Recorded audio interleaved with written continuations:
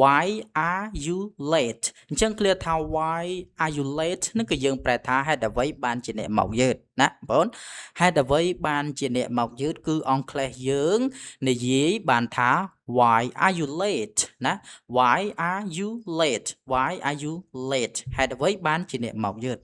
late នឹងគឺយើងប្រែថាយឺតណាបងyou នឹងគឺប្រែថាអ្នក r នឹងគឺប្រែថាកើតមានគឺជា verb to be នឹងឯងហើយ y នឹងគឺប្រែថាហេតុអ្វីណាបងប្អូនអញ្ចឹងហេតុអ្វីបានជាអ្នកមកយឺតគឺអង់គ្លេសយើងនិយាយបានថា why are you late which one is best បងប្អូន which one is best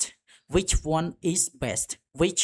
one is best អញ្ចឹង clear ថា which one is best នឹងគឺយើងប្រែថាតើមួយណាល្អជាងគេឬក៏ថាតើមួយណាល្អជាងអញ្ចឹងក៏បានដែរបងប្អូនអញ្ចឹង which ប្រែថាមួយណាឬក៏មួយណា one ហ្នឹងគឺធម្មតាយើងប្រែថាលេខ1នឹងឯង is នឹងគឺកើតមានគឺជារីឯ best ប្រែថាល្អឬក៏ប្រសើរអញ្ចឹង clear ថា which one is best ហ្នឹងគឺយើងប្រែថាតើមួយណាល្អជាងគេនេះសម្រាប់សួរសម្រាប់ការជ្រើសរើសរបស់អ្វីមួយអញ្ចឹងទៅ I like this place បង I like this place អញ្ចឹង clear ថា I like this place នេះគឺយើងប្រែថាខ្ញុំចូលចិត្តកន្លែងនេះណាឬក៏យើងប្រែថាខ្ញុំចូលចិត្តទីនេះណាហ្នឹងក៏បានដែរបងប្អូន I like this place place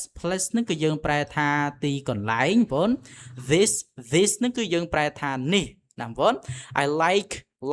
នឹងគឺយើងប្រែថាចូលចិត្តឬក៏ពេញចិត្តឬក៏ប្រែថាស្រឡាញ់ក៏បានដែររីឯ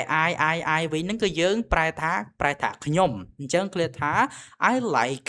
this place នេះគឺយើងប្រែថាខ្ញុំចូលចិត្តកន្លែងនេះណា I feel so happy បងប្អូន I feel so happy អញ្ចឹង clear ថា I feel so happy នេះគឺយើងប្រែថាខ្ញុំមានអារម្មណ៍សប្បាយចិត្តណាស់ណាឬក៏ថាយើងប្រែឲ្យខ្លីទៅខ្ញុំសប្បាយចិត្តណាស់អញ្ចឹងក៏បានដែរ I feel so happy បងប្អូន I ប្រែថាខ្ញុំ feel នឹងគឺយើងប្រែថាអារម្មណ៍បងប្អូន happy នឹងប្រែថាសប្បាយឬក៏រីករាយ so ធម្មតាយើងប្រែថាដូចនេះណាបងប្អូនប៉ុន្តែនៅក្នុងទីនេះសម្រាប់បញ្ជាក់ន័យឲ្យ happy ថាវាសប្បាយគឺសប្បាយចិត្តណាស់បងប្អូន I do not mind បងប្អូន I do not mind I do not mind អញ្ចឹង clear ថា I do not mind នឹងគឺយើងប្រែថាខ្ញុំមិនប្រកាន់ឬក៏ប្រែថាខ្ញុំមិនអអន់ស្រពន់ចិត្តទេណាបងប្អូនអញ្ចឹង clear ថាខ្ញុំមិនប្រកាន់ឬក៏ខ្ញុំមិនអអន់ចិត្តទេនឹងគឺអង់គ្លេសអាចនិយាយបានថា I do not mind បងប្អូន I នឹងប្រែថាខ្ញុំ do ប្រែថាធ្វើធម្មតា not នឹងប្រែថាទេឬក៏មិនមែនទេឬក៏អត់អញ្ចឹងទៅបងប្អូន mind នឹងគឺយើងប្រែថាចិត្តឬក៏បេះដូងអញ្ចឹងទៅបងប្អូនឥឡូវ it looks very clean អញ្ចឹង clear ថា it looks very clean នឹងគឺយើងប្រែថាវាស្អាតបាតខ្លាំងណាស់ឬក៏យើងអាចប្រែថាវាស្អាតណាស់ក៏បានដែរអញ្ចឹងណាបងប្អូនរបៀបថាបើនិយាយពីទីកន្លែងគឺទីកន្លែងហ្នឹងគឺ clean គឺស្អាតតែម្ដងអញ្ចឹងបងប្អូនបើរបស់វិញគឺរបស់មើលទៅគឺអែមតែម្ដងមើលទៅមិនទាស់ភ្នែកណាបងប្អូនអញ្ចឹង clear ថាវាស្អាតបាតខ្លាំងណាស់ឬក៏វាស្អាតណាស់នឹងគឺយើងប្រើអង់គ្លេសបានថា it looks very clean បងប្អូន it looks very clean it នឹងគឺសំដៅទៅលើប្រែថាវាណាបងប្អូន it នឹងគឺប្រែថាវា looks ប្រែថាមើលឬក៏ក្រឡេកមើលធម្មតាណាបងប្អូន very នឹងគឺយើងប្រែអំបញ្ញមិញហ្នឹងគឺវាប្រែថា